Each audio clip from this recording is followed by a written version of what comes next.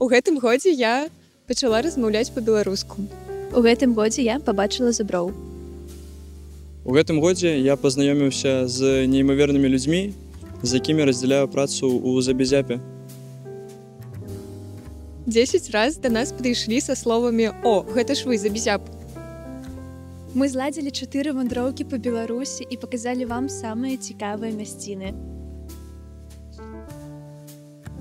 У гэтым годзе я стварыў топ-3 відэа па праглядах у Забізяпе пра беларускі хіп-хоп. Мяне намаляваў наш падпісант. Зараз чакаем эдіты чароўнай Забізяпкі. Нас ужо звыш 15 000 у інстаграме і 10 000 у тыктоке. Дзякуючы Забізяпе я пачаў выкарыстоўваць такія цудоўныя словы, як прытырак, пашвара і набэбніца.